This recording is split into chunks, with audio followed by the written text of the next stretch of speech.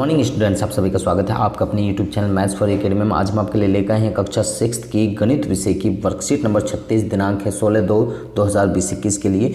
यहाँ पर ये वर्कशीट आई है प्रायोगिक ज्यामिति त्रिभुजों की रचना करना, यानी कि ज्योमेट्री, प्रैक्टिकल ज्योमेट्री। तो यहाँ पर आओ याद करें, यदि रेखा L1 और L2 दो समानांतर रेखा, यानी कि यहाँ L1 और L2 ये दो समानांतर रेखाएं दी गई हैं, तो रेखा M एक तिर्यक रेखा है, तो रिक्त स्थान भरिए। रिक्त स्थान हमें भरना है। यहाँ कोण 4 और कोण 6 की बात की जा रही है कि कोण बराबर हैं। क्यों बराबर हैं? तो हिंदी में कहते हैं इनको एकांतर कोण। एकांतर कोण यानी कि इंग्लिश में कहते हैं अल्टरनेट एंगल कहते हैं। एंगल 4 और एंगल 5 का जो सम होगा, एंगल 4 और एंगल 5 का दोनों का सम जो होगा, ये एक ही साइड के दो पैरेलल लाइंस के बीच के कोण हैं, तो यहाँ पर इन दोनों कोणों का योग होगा 180 डिग्री होता है। कितना होता है? 180। एक संगत कोण का जोड़ा बताइए। संगत कोण यानी कि कॉरस्पॉन्डिंग की बात की जा रही है, तो 1 और 5 जो है कॉरस्पॉन्डिंग है, 2 और 6 कॉरस्पॉन्डिंग है, 4 और 8 कॉरस्पॉन्डिंग है, 3 और 7 कॉरस्पॉन्डिंग है, यानी कि ये संगत कोण कहलाते हैं। तो यानी कि यहाँ पर आप एक कोण 1 और कोण 5 लिख सकते हैं। कोण 1 बराबर है कोण 5 के, तो ये संगत कोण कहलाएगा। तो इस तरीके से आप इनको इजीली कह सकते हैं। आगे यहाँ पे आपको ये फिगर दी गई है। इस फिगर के आधार पर क्वेश्चन नंबर 2, एक त्रिभुज से संबंधित कुछ महत्वपूर्ण गुण, ये गुण हैं और इसी के आधार पर हम बताते हैं कि कौन सी त्रिभुज संभव है या त्रिभुज संभव नहीं है। तो द्विघीय समकोण त्रिभुज ACB में यहाँ पर कोण A, कोण B, कोण C, यहाँ पर त्रिभुज के तीनों कोणों के योग की बात की जा रही है, तो तीनों कोणों का योग कितना होता है? 180 डिग्री होता है। यहाँ पर कहा जा रहा है A का स्क्वायर और B का स्क्वायर किसके इक्वल होता है? तो ये C के स्क्वायर के इक्वल होगा, यानी कि जो हाइपोटेनस है उसके स्क्वायर होगा, यानी कि कर्ण के स्क्वायर के बराबर होगा। आधार का स्क्वायर जमा के लंब का स्क्वायर बराबर कर्ण के स्क्वायर के बराबर होता है। आगे यहाँ पर, तो यहाँ पे A प्लस में B, A और B को ऐड कर रहे हैं, तो ये C से क्या होगी? बड़ी होगी, बराबर होगी, क्या होगी? तो ये क्या होती है? यानी कि दो भुजाओं का योग तीसरी भुजा से हमेशा ऑलवेज बड़ा होना चाहिए। अगर बड़ा नहीं है तो मीन्स यानी कि उससे त्रिभुज संभव नहीं होगी।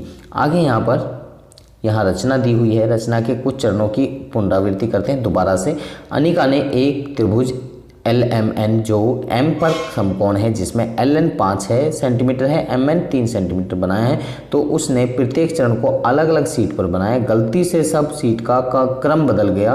क्या आप उसकी मदद करेंगे रचना के चरणों को सही क्रम में लगाने के लिए?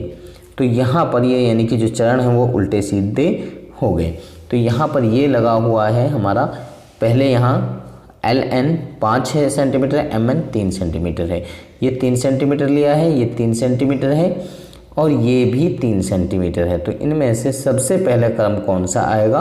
तो यहाँ पर हम आपको बता देते हैं। सबसे पहले हम लेंगे यहाँ पर ये वाला, यानी कि ऑप्शन E सबसे पहले आएगा, फिर इसके बाद में आएगा यानी कि ये ऑप्शन नंबर D, इसके बाद में आएगा ऑप्शन नंबर ये B, ऑप्शन नंबर B, इसके बाद में आपका आएगा ये ऑप्शन नंबर A और फिर लास्ट में आएगा आपका C।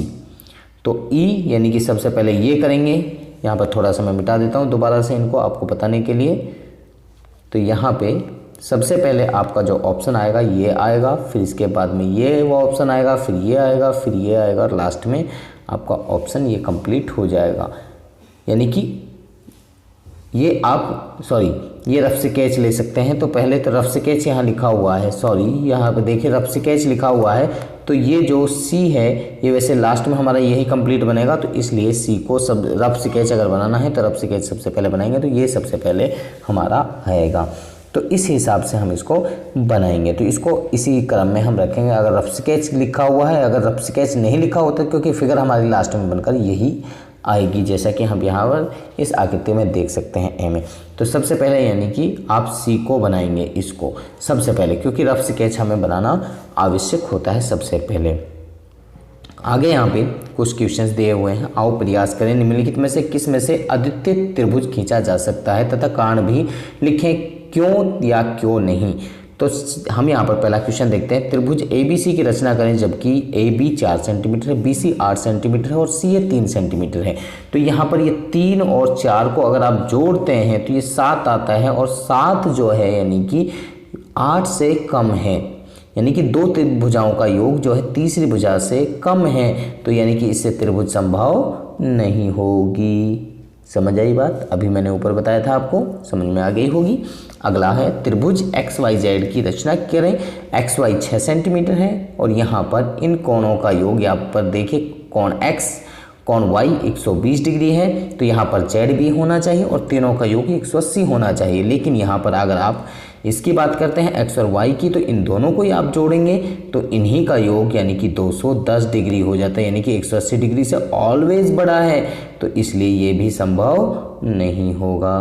आगे तीसरा देखिए, त्रिभुज PQR की रचना करें जबकि PQ 6 सेंटीमीटर है, एंगल P जो है ये 60 डिग्री दिया हुआ है, ये 30 डिग्री दिया हुआ है, तो अगला कोण कितना होगा, यानी कि वो 90 डिग्री हो जाएगा, और तीनों का योग यानी कि अगर हम करते हैं तो यानी कि वो हमारा 180 डिग्री हो जाएगा, तो इससे त्रिभुज संभव है।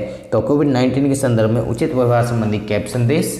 तो कोविड-19 के खिलाफ लड़ाई में सुरक्षित रहने के लिए मास्क अवश्य पहने, तो सभी बच्चे मास्क का अवश्य प्रयोग करते रहें। तो मुझे लगता है कि सब बच्चों को ये वर्कशीट समझ में आ गई होगी। अगर आप समझ में आ गई है तो आप हमारी वीडियो को लाइक करें, शेयर करें, कमेंट करें। इसके साथ में अगर आप अभी तक हमारे चैनल पर नए हैं तो आप हमारे चैनल को सब्सक्राइब करें, उसके साथ बेल आइकन जरूर प्रेस करें ताकि आपको आने वाली हर वर्कशीट की अपडेशन साथ में मिलते रहे। तो अब बच्चे हमारे साथ बन रहे हमारी नेक्स्ट वीडियो। तो आप सब बच्चों का इस वीडियो को देखने के लिए धन्यवाद।